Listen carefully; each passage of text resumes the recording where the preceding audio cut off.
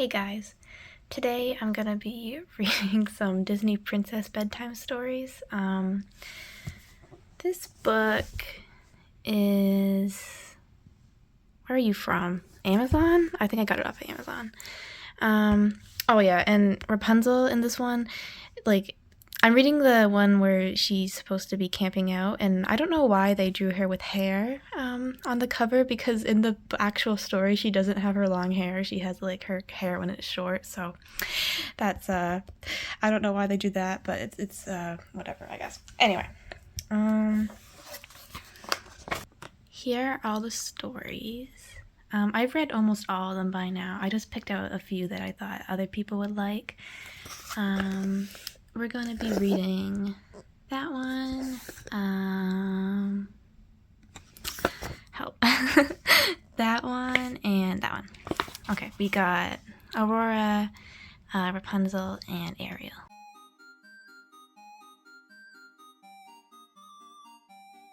So here's the first story we're going to be reading, and yeah, as you can see, she doesn't have her long hair, but whatever, she still looks kind of cute. And of course there's Pascal. And it's called Rapunzel's Campout. Spring had finally arrived in Corona. The air was full of the sweet smell of flowers and the chirping of returning birds. All winter long, Rapunzel had been cooped up inside. She and her father had organized the royal leagers. She and her mother had picked new pieces of art for the royal gallery, and she had helped the kingdom's planners prepare for the summer festival. Now, as she made her way through the village, Rapunzel began to skip. She enjoyed being helpful, but with the weather turning warm, she wanted adventure. She was ready to get outside and do something exciting. Here she is with her father. Here she is with her mom. Isn't her mom so pretty? And here's a little picture. She's just, she looks so happy. She's just skipping around. Rapunzel was turning a corner when she crashed into an older woman. "Oh," she said, startled. "I'm so very sorry." "No need to apologize," the woman said with a smile. She was holding on to a small donkey hitched to a cart of flowers. "I've just arrived in the village. I'm not used to so much commotion." Rapunzel tilted her head. "Do you not live here?" she asked. The woman shook her head. "I live here with my... I live wherever my feet take me," she explained. "My roof is the stars and my floor, the green grass." You know what? She kind of reminds me of an older version of Esmeralda. Am I the only one getting that? Look at her donkey. That reminds me of the donkey in Encanto. Why is everyone... This is all reminding me of other Disney movies. Anyway. Okay. As Rapunzel watched the woman go on her way, she had an idea. Sleeping under the stars sounded just like the sort of great adventure she was looking for. Rapunzel couldn't wait to invite her friends and family. She was sure they would be as excited as she was. Yeah, that's totally an older version of Esmeralda. And the donkey from Encanto. They made a cameo. And there she is. She's looking pretty. There was just one problem. No one could go with her. Rapunzel's parents were busy planning a royal dinner. "Have fun, dear," the queen said as she looked over the invitations. "Be careful of wild animals," the king added, studying the ice sculptures the royal carver had created. That is a lot of... what is that? I don't know what that is. What are those? Oh, invitations! I thought those were food. Oh my goodness. I thought that was food. Oh my gosh. Okay. That makes a little bit more sense. Anyway. Eugene was busy too. He was getting ready for a joust. "Sorry, Rapunzel," he said. "I need all the practice I can get."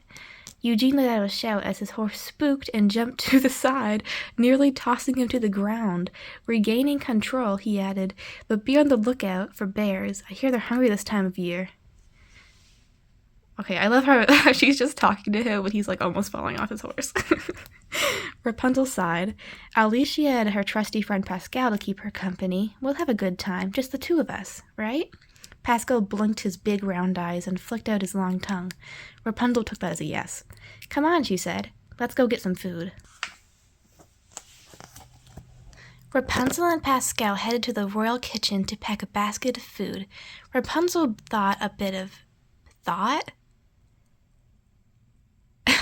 Rapunzel bought a bit of cheese, a loaf of bread, and some fruit that would be just right. As she was reaching for the bread, the chef came in. Eager to help the princess, she insisted on packing the basket herself. By the time Rapunzel left the kitchen, she had 2 baskets overflowing with food she knew she would never eat. Look how much garlic she has. And sausages. Oh my gosh. Oh. Oh my gosh, she's kind of strong to carry that. Anyway.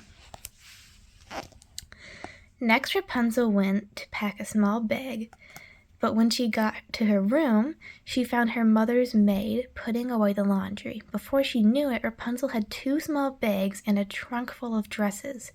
"But I'm just going for one night," she protested as the maid closed the trunk. "I won't need any of these things."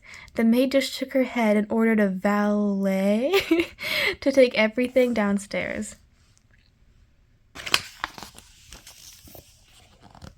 Finally, her cart loaded with bags, Rapunzel set off. "We'd better get moving, Pascal," she told the chameleon. "We need to find a place to set up camp before it gets dark."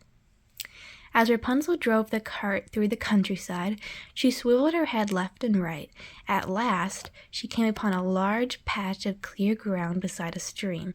Branches from a large willow tree provided just enough shade, and the trunk was a good place to rest your back. It was perfect. Oh, we got a squirrel. We got 2 little birdies. And are those lemons? Or I don't know what those are, but that's a lot of lemons. If those are lemons. Is that a donkey? No, that's not a donkey. It looks more like maybe it's supposed to be a horse. It looks kind of like a mule to me. Oh, we got some deer. We got beavers. Yeah, those beavers. Are they beavers? Interesting tails. Oh, wow. Got some fish. And of course we got Rapunzel. Is Pascal here? I don't see Pascal. Oh, wait. There he is. Rapunzel wasted no time. She unhooked the horse from the wagon and then set about collecting firewood. In no time, she had a pile of branches. He's so cute. Rapunzel stacked the branches in a circle. Then, rubbing 2 pieces of wood together, she got a small fire going. It was just big enough to cook some food and keep her warm. I didn't even know she liked camping, but I guess she wants to try everything. I guess she couldn't really camp when she was in the tower. Rapunzel looked at the baskets of food the chef had prepared. Then she reached into her bag, pulled out a net, and marched into the stream. Soon she had caught 3 fish for dinner. Rapunzel smiled. She was sure making dinner herself would be more satisfying than just eating what the chef had sent her. The poor fish. As the sun set, Rapunzel prepared her fish and cooked them over a fire. She had just taken her first bite when she heard a rustling noise behind her. Rapunzel jumped to her feet. Her father's warning echoed in her mind. She heard the noise again. Taking a deep breath, Rapunzel stepped away from the campfire. The sound grew louder and louder. Oh wait, it just grew louder. It was coming from behind a large bush. Very carefully, Rapunzel walked up to the bush and peered through the branches. Her eyes narrowed, her nostrils flared, and then she burst out laughing. It was nothing but a small gray squirrel. Well, that doesn't really look gray, but whatever. Yeah, is that a mule or I think that's a mule. Maybe. I don't know. It looks like different than a horse. I don't know. I'm thinking it's a mule. "Now don't I feel silly?" Rapunzel said to Pascal. Pascal nodded. Then he blinked 3 times. "I know," Rapunzel answered. "It was just a squirrel, but it could have been a bear. I need to be better prepared." Rapunzel knew just what to do. She grabbed a shovel and dug a large hole behind her camp. Then she covered it up with several green and brown dresses from her trunk. Next, she needed bait. Digging through the the chef's baskets, she pulled out a slab of meat. Using her net, she tied the meat to a tree branch hanging above the hole. If any animal tried to grab the meat, it would fall into the hole. Feeling much better, Rapunzel went back to relaxing by the fire. Then she heard a loud thud, a thud, and a loud groan. Something had fallen into her trap. There she is digging the hole. There she is with the meat. Look at the poor dresses. I wonder who it is. Running over, Rapunzel prepared herself to find a bear, but to her surprise, she found Eugene. Eugene, what are you doing here? Rapunzel asked. I came to surprise you, Eugene answered, but I'm the one who got surprised. Laughing, Rapunzel helped Eugene out of the hole. Sorry, but you were the one who told me about bears, she said, smiling. I should have known you would be fine on your own, Eugene said. Rapunzel nodded. I am, she agreed, but I'm glad you're here. A camping trip is always more fun when you have stories to share, and after today, I have plenty of those. Anyway, that is the end of the story, and now I'm going to move on to the Aurora one. Aurora's Slumber Party. Princess Aurora loved being married to Prince Philip and living in the castle, but she missed her fairy friends Flora, Fawny, and Merryweather. One day, Philip told her he had to visit another kingdom overnight. Why don't you invite the 3 good fairies to keep you company while I'm gone, he said to Aurora. That's a wonderful idea, Aurora replied. I'll send them invitations right away. Flora, Fauna, and Merryweather were excited when they got their invitations, but when they arrived at the castle, Aurora was wearing her pajamas. Surprise, Aurora cried. It's a slumber party. You'd better change into your pajamas, too. They're so cute together. I always thought that they were like such a cute couple, especially in the scene in the movie where they're dancing. And here they are. And here she is.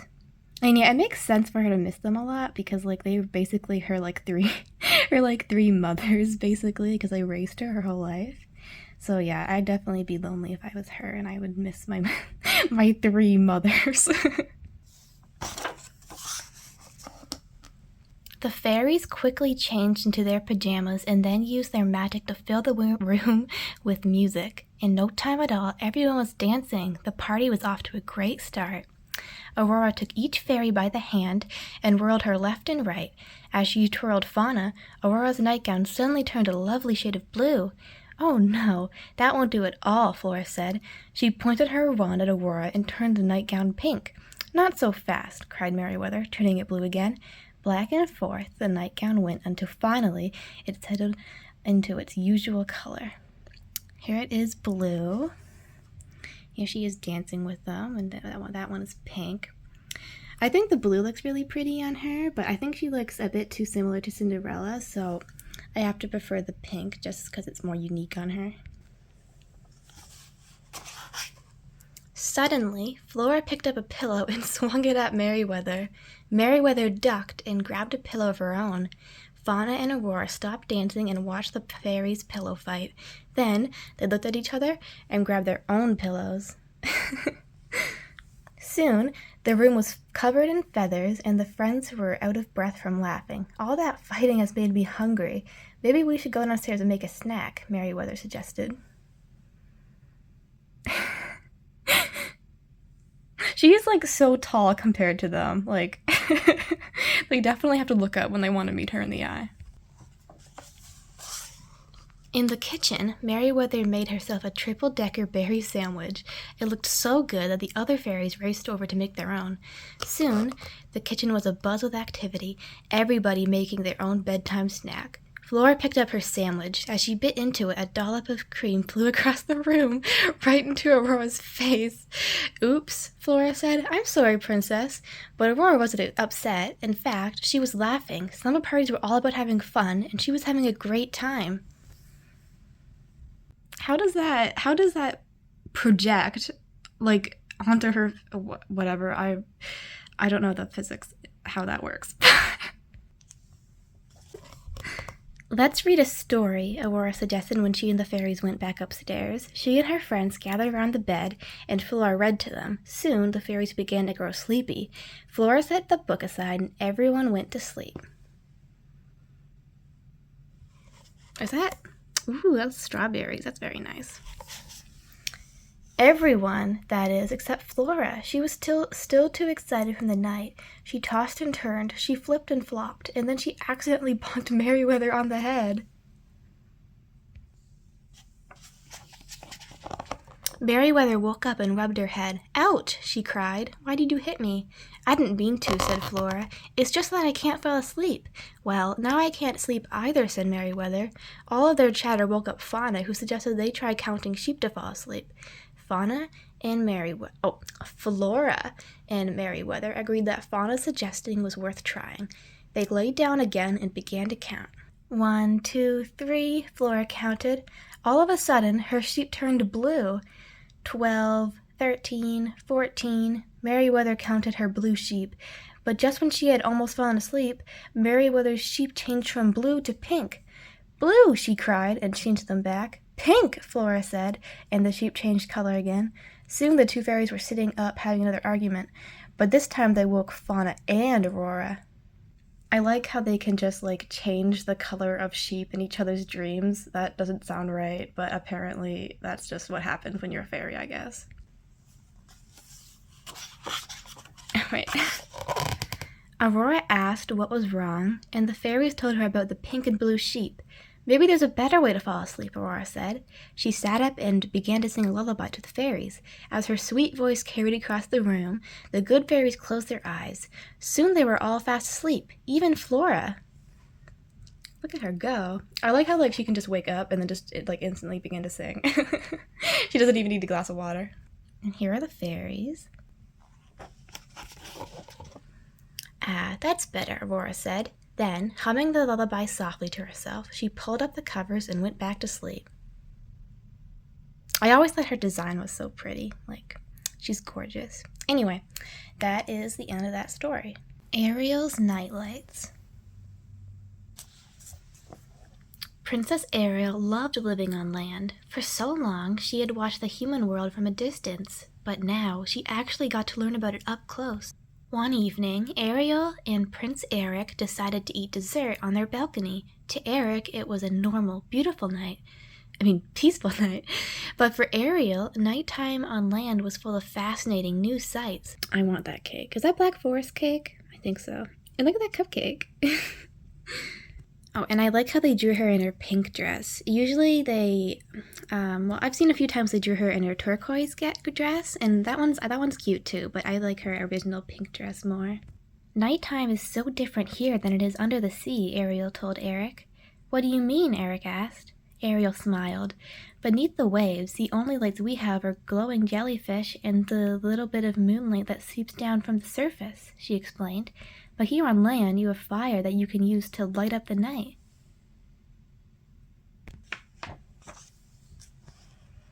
Eric smiled at Ariel. "Fire isn't the only thing on land that lights the night," he said. "I know something else I think you'll love." Eric put out the torches, leaving the balcony in darkness. But not total darkness. Ariel's eyes widened as she spotted a bunch of small bright lights zipping through the air around them. With the torches lit, she hadn't been able to see them. "What are they?" she exclaimed. "They're a lot smaller than the jellyfish we had under the sea." Prince Eric chuckled. "They're called fireflies," he said. He caught one and then opened his hand so Ariel could look at it. "See? Their bodies light up." Here's a little firefly. And here she is. I always like how she was so curious about everything, and that was she's kind of similar to Rapunzel in that way, so I think her and Rapunzel would be really good friends. Ariel carefully reached for the firefly, gasping in delight as it lit up again. The firefly flew out of Eric's hand. Soon it was lost among the dozens of its friends. "They're lovely," Ariel said. My cat is meowing. "They're lovely," Ariel said. "They move through the air as easily as fish through the water." "Does everything here remind you of fish?" Eric teased gently. Ariel laughed. "Not everything," she replied. "Actually, these fireflies remind me much more of something else." This reminds me of the Tangled scene when they're on the boat and Rapunzel's sitting here and Eugene's sitting here. It reminds me of that.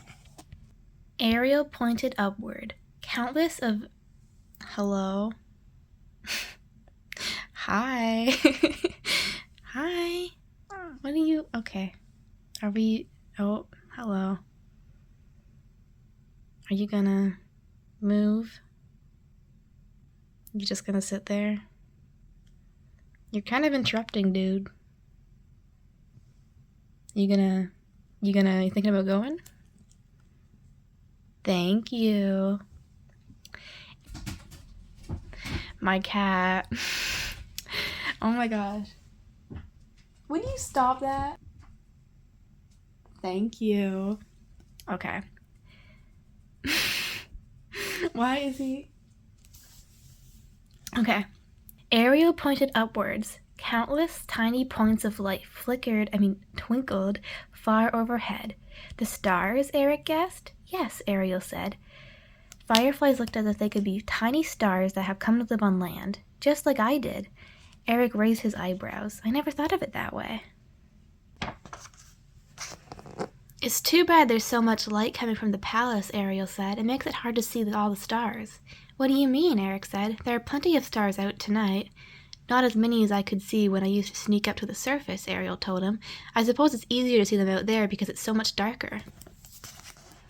I suppose you're right, Eric agreed. Even if I put out every torch in the palace, there would still be light coming from the village and the farms nearby. Ariel grabbed his hand. Then let's go where there are no villages and no farms, she said. Can we please? I want to see the stars. All of them. Eric looked surprised, but he nodded. I'll summon a carriage. His arm kind of looks deformed because it's like split in the middle of the page, but it's okay. I still love him, even if he has a deformed arm. Soon the carriage arrived. Eric and Ariel climbed aboard and rode out through the palace gates.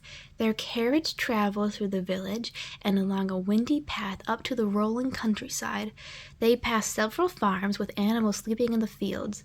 The farther they traveled from the lights in the village, the darker the world around them grew. Finally, the carriage came to a stop at the top of the largest hill. Here are the horses. Here they are. Hopping out of the carriage, Ariel looked around. Far, far below, she could just make out the faint glow of the palace on the horizon. A few lights shone in the houses in the village, but their light didn't reach that far up into the hills.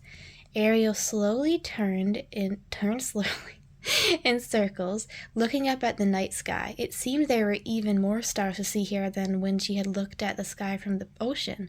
Oh, Eric, this is perfect, she said.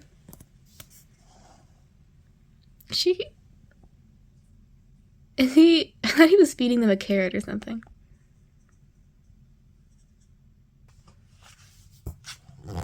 Ariel and Eric walked through the soft grass. Eric laid out a blanket. Ariel sat down, turning her eyes toward the sky. Look, she told Eric.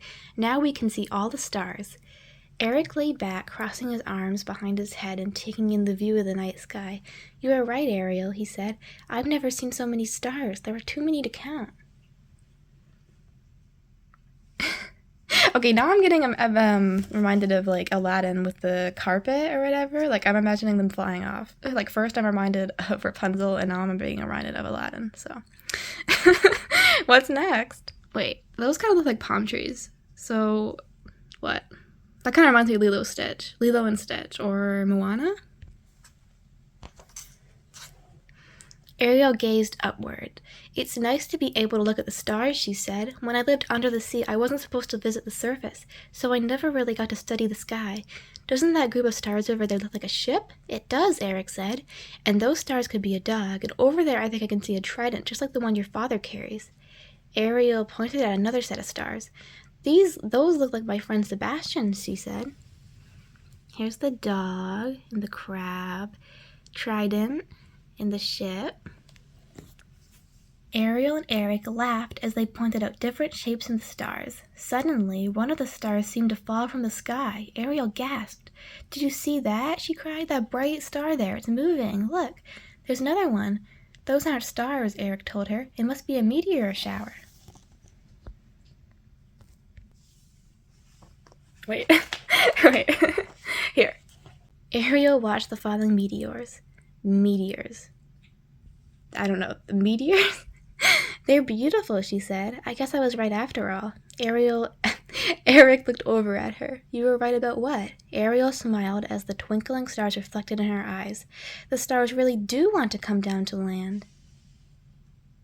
Look at them. Aren't they so cute? And now he's reminding me of Tarzan for some reason, man. This is... I'm getting reminded of so many other Disney movies. Anyway, that was the end of that story, and that means that is the end of the stories I'm going to read today. That was kind of longer than I was anticipating this video to be. I don't know why the Rapunzel story took me so long to read, but it did. Anyway, if someone or anyone really likes this video, then I might read more in the future. If I do that, then you can, if you want to, you can comment down below what other Disney princess story you'd like me to read, because we have Snow White, Belle, Cinderella, Merida, Jasmine, Tiana, Pocahontas, Mulan, and I think that's all, and then there's like repeats. There's a repeat of Rapunzel, a repeat of Belle, a repeat of Tiana, repeat of Merida, repeat of Cinderella, repeat of Ariel. If you want me to read a specific story in this, then just let me know, and I will read it next time. And thank you for watching this video, and I hope to see you again soon.